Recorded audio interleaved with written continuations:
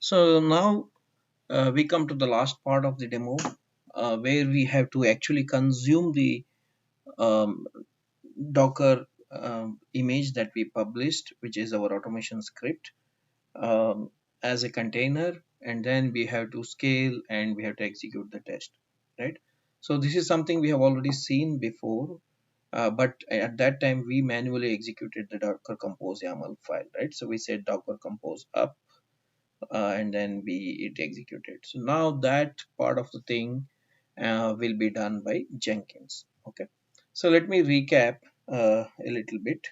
So this is what we said. There were two tasks that were to be done by Jenkins. So this is the push task, where the image was pushed, and we saw that when the build was executed, a new image was pushed to Docker Hub. Okay, so let us look at that once. um, Let me get to the um, Docker Hub here. Okay, and I kind of wanted to show a little bit the image here on the Docker Hub. Okay, so let me refresh this. So we just executed some time back and pushed a latest image of our script, right? So how do you see that, or how do we see that on Docker Hub, right? So I come to the tags here. So I see that there is a latest image that is published here, and also the build number was 24 when we last run from Jenkins. I can show you and you can recall that, if you don't recall that.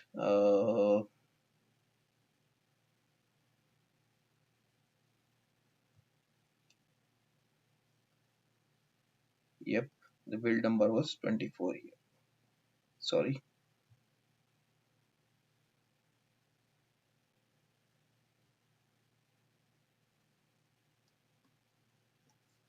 Yeah, the last successful build was 24, right? So that's the same exact tag that's out here. Okay, so if I copy this guy, okay, and paste it to probably notepad.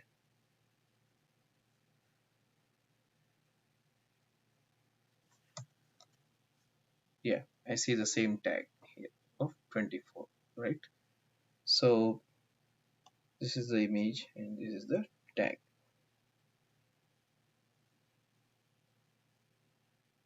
Okay, so now that's how you can look at this. And if you see the size, so when we looked at the size, it was about 96 or nearly 100 MB, right? So on the AWS, on the Linux host, but here on Docker Hub it is showing as 65 MB, right? So I think that, so this says it's a compressed size that it is showing. Okay, so this Docker Hub has a technology to kind of compress and store these images on the Docker Hub. Okay, so that's why it is showing this image further reduced. However, it's the same. Okay, so now that's all about publishing it, right? So, and even I wanted to show this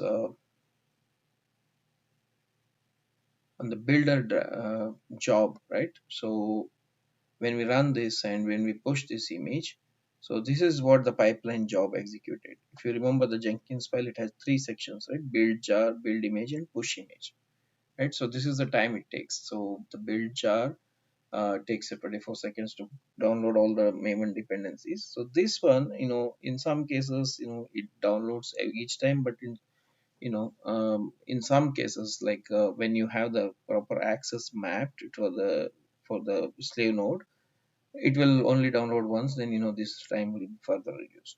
So then building the image and pushing the image takes very little time, as long as the image is not new, and if the image is new, it may take little more time for to push the delta changes, right? Otherwise it will say that the latest already exists and it will only push the delta changes out there.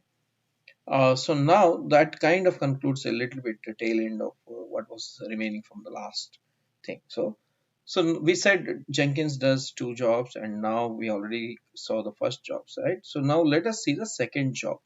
Okay, so in the second job, what happens is it is a follow up on the first job that Jenkins does for us, and it is structured in a similar way, just that there we push the image, and here we pull the image that was pushed and create the container and execute the test, save the test results as output. Okay, and that's it. Okay, so again the concept is same. So we create one more git repository, which is called test runner. Let me get there. Yeah, so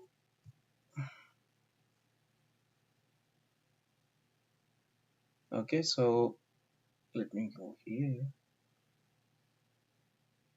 So we have Selenium Docker repository we had seen before, right? So intentionally we create a separate repository called Selenium Docker Runner. Okay, so this is a very lightweight one. Okay, it just has one Jenkins file, which we'll explain in a bit. This is not the same Jenkins file as before, which was used for pushing. Okay, this is a different Jenkins file for used for pulling. Okay, we'll discuss this. And then the Docker Compose YAML. So this Docker Compose YAML file is the same thing that we saw earlier. Okay, so now earlier we used to execute it from the command line, and now the Jenkins is going to do it for us. Okay, and then it is going to execute the test. Otherwise, I'm not going to explain this file content and all that, because it's exactly the same which we executed some time back. Okay, yeah, so that's all is there in this repository. Okay, so now coming back to here, so from this repository it will pull the Docker Compose YAML file and the Jenkins file. So the Jenkins build job will be pulling this. This is again a pipeline script. Okay, as you see from Jenkins. Okay, so there is another pipeline script that I have created here saying that Selenium Docker test runner, right? So the earlier what we saw was builder. Okay, so it's similar, built in a similar way, but at the same time it's not the same. Okay, this is for execution, and that is for uploading the or publishing the test scripts.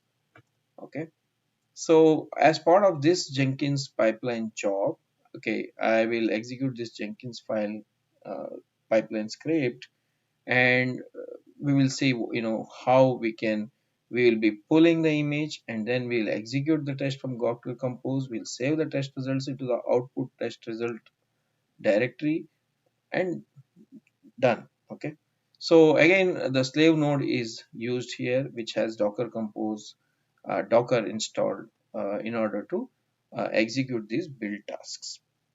Okay, so let me get to the Jenkins file now, and then explain that, and then I get to the build job a little bit, and then we'll run the test soon. Okay, yeah, so this is what my pipelines Jenkins file looks like. Okay, so there are particularly three sections here.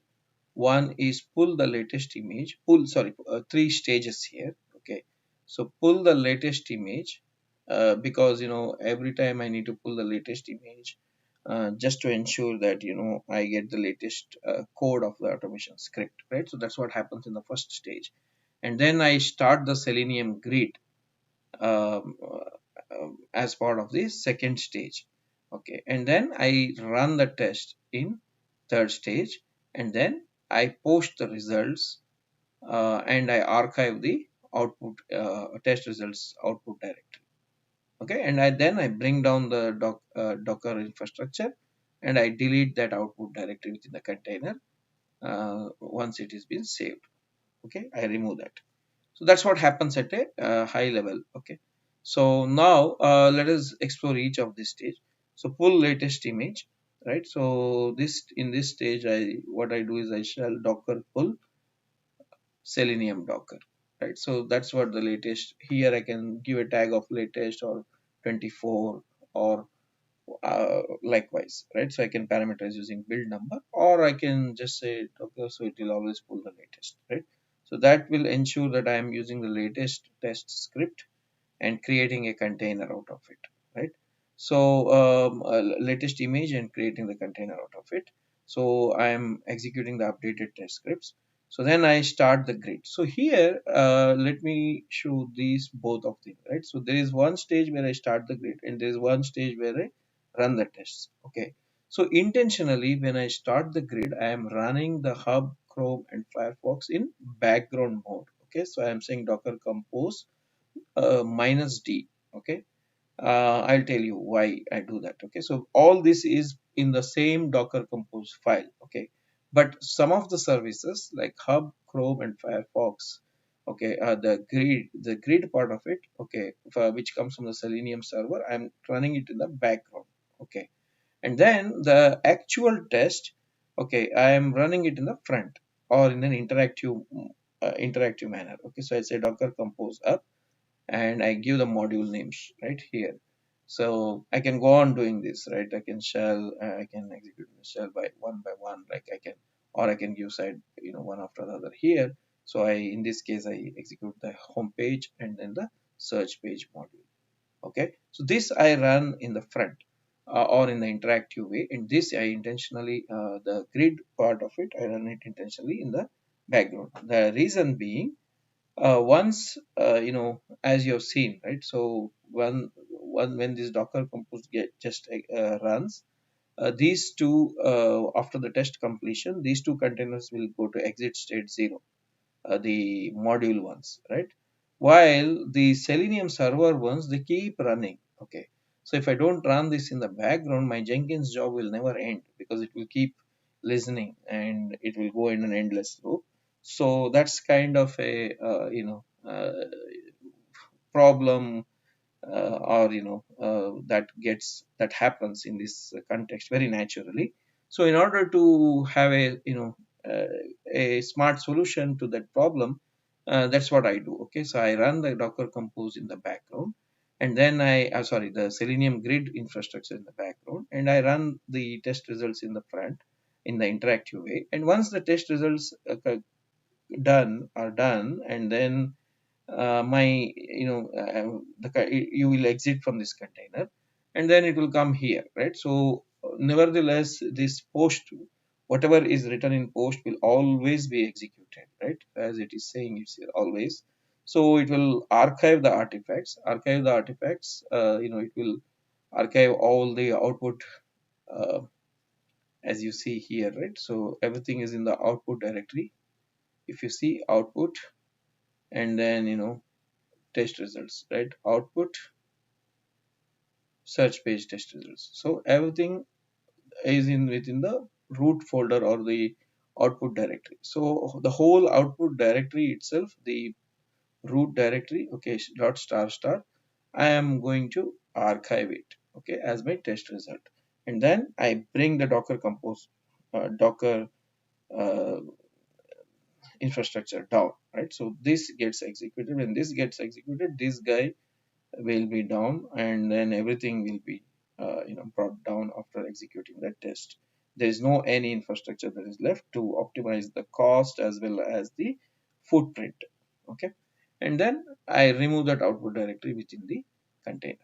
Okay, so that's all that happens within this Jenkins file. And we have seen, we have an understanding of the Jenkins file before as well. So compared to that, this is simpler because this is just executing the test. Okay, so now let me go to Jenkins. Yep. So here, this is the Jenkins job. Okay, quickly I will show you the build job here. um, Selenium Docker test runner dot draft. Okay, so it's again doing the similar, very similar thing. Okay, it will run from, it's a pipeline build job, and it runs from Git. And I'm saying that, go to this repository Selenium Docker runner.git, and then take the Jenkins file and use the credentials and the master branch. So one more important thing that I forgot to say in the previous one, which is also applicable here, is that, so always select this additional behavior while you configure the build job and say that, delete sorry, clean before checkout. Okay, so what it does is every time the build job is created, it will clean the output directory in my the Linux, sorry, in this Linux host or in the container, right? So where the Jenkins slave jobs are there, it will clean all the things and then it will create again. So that way, it will not create any uninvited or unwanted issues with overwriting files or duplicate files and all that. So it will delete, remove all those files, and then it will create fresh. So that will be this kind of a best practice. So remember that. So clean before checkout. It's an additional behavior that we configure in the build job. Okay. So that's about it. And now let us run this and let us see the test execution. Okay. So I say build now, and then when it is getting executed, I will just uh, get to the, not sure if it is got executed. Let me get here 11 or 1 second. I think it is executing. But let me, yes, sorry, I executed twice. Uh, and this is waiting probably, or this build will fail. I should know, I clicked twice, so probably this failed because the job was already out. Okay, so let me redo it in case. Um, okay, let us ignore that and let me refresh. Okay, and the last. So, okay,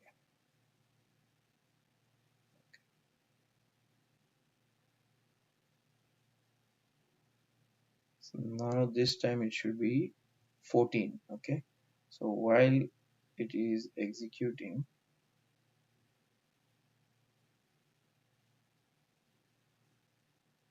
okay, let me look at the test results, right? So let us review these logs in line with what is written in the Jenkins file, right? So it will pull the latest image, it will connect to the GitHub, okay, and then it put the latest files, Jenkins file and the Docker file, and sorry, not Docker file, the Jenkins file and the Docker Compose YAML file, and then it is executing, it is archiving, and then this is where it is done, finished, success, right? So let me, yep. So let me look at the test results log, right? So once this is where checking if the have, this is where my health check script is getting executed, right? If you look at my health check script, uh, that's where I'm saying um, here, right? So checking if the hub is ready. So that's what is reflecting here. Mhm.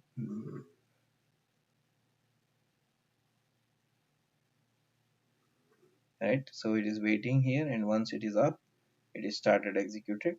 And this is my first test case, right? Home page is good, and then the this is the second test case actually. The search page is launched, right? Passed 2 out of 2. So my test is executed.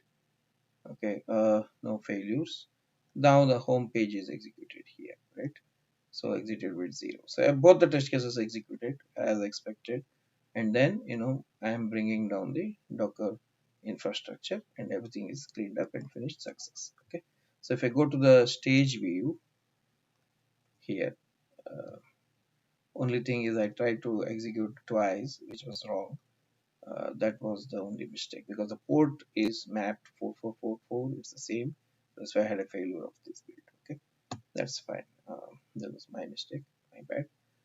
So let me um, sorry, so to show the stage view, yeah, so this is the stage view, right? So the declarative checkout SCM and then pull latest image is exactly what we have written in the Jenkins pipeline script, right? And then the start grid, and then run the test, and then the post actions. And you can see the time that it takes for each of them, right? It's 285 milliseconds.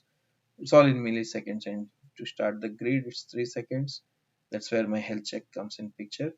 And then 41 seconds for running the test and then closing it, right? So all the test results are kind of saved here. So if I go to last successful artifacts, okay, so I find this output directly here. So that has my two test results here, home page and search page, right? So I go back here, it's the same test email report. I can see the same report which we saw earlier from Jenkins.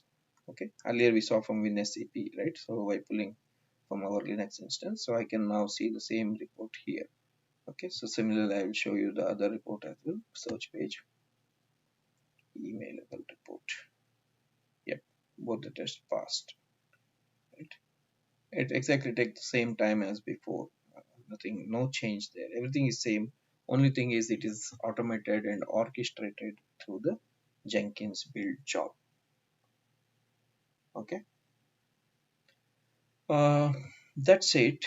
So that comes to the conclusion of this entire demo in a nutshell.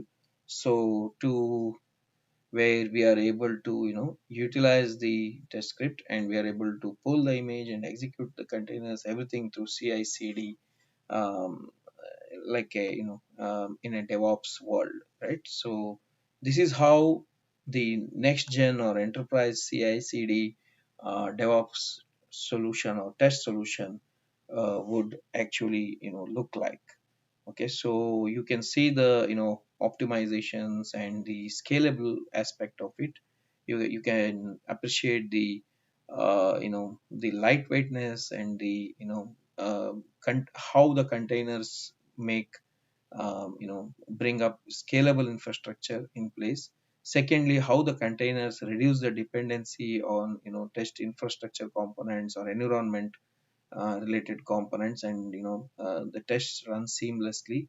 There's no dependency on the local infrastructure or something like that. So all those kind of problems are gone away. And how we are using Linux for running stable tests, and to run tests in parallel. Okay, and how do we bring up the grid infrastructure at runtime, and we are able to scale into number of Chrome browsers or Firefox browsers, and run the tests at scale, right? So just to summarize from beginning what we saw in all the parts of the demo. In the first part, or I would say the second part, we actually brought up the disposable Selenium grid infrastructure, and then we sorry, even before that we built the automation script framework, right? So using Selenium, TestNG, Java, Maven project, right? So secondly, we brought up we installed Docker and on the Linux, and then we brought up the Selenium grid infrastructure. The Docker was already installed, right? So that's the second part. That's the second piece of it. And then we did a Maven build and package and containerized into a Docker image the whole our test automation setup, right? Or the workload, I would say, right? So all into a Java, like a Java application. We packaged it and then we containerized it using a Docker file, um, and into a Docker image. Okay, so then we are able to prepare a Docker compose file, and we are able to bring up the containerized Selenium grid infrastructure and the Selenium automation scripts image also as a container, and we are able to scale and run it for multiple modules in parallel. So that's what we saw. Then finally, we installed Jenkins, we got Git in place, we pushed the files into Git, and then we created the Jenkins job to basically we created Jenkins pipeline script in order to pull the files from Git. And we saw that we did it with single click, or we manually clicked on the job, but whenever there is a code commit, or whenever the file is committed to the master branch, checked into the master branch, we there is a mechanism within Git, hooks, we call it as web hooks, and in Jenkins the build will be automatically triggered, okay, on commit. So that is also possible. Either way, a latest image is pushed into the Docker hub, and then the last part that we saw now is pull the image from the Docker hub at and then execute the test script and publish the results, output results, and bring down the whole infrastructure. Okay, so this way it is a one complete piece of demo, or one complete piece of solution, which is abreast and contemporary to the DevOps world, and how developers are actually building containerized applications which are highly scalable and deploying it.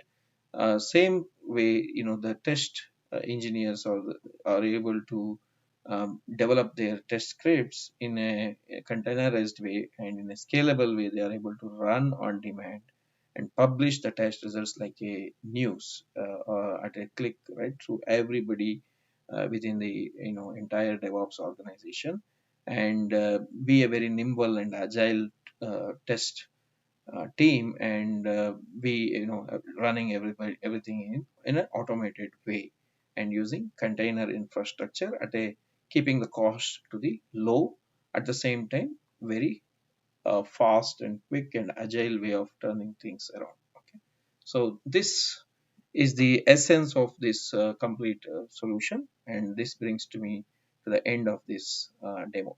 Okay, thanks for being there from beginning until the end, with all the sections, and hopefully you are able to articulate, or you can go rewind it back, revisit some of the topics. Okay, try to build yourself in your infrastructure, and then if there is any issues you can contact me, I can help you there, and likewise and like forth. Okay, thank you, good luck.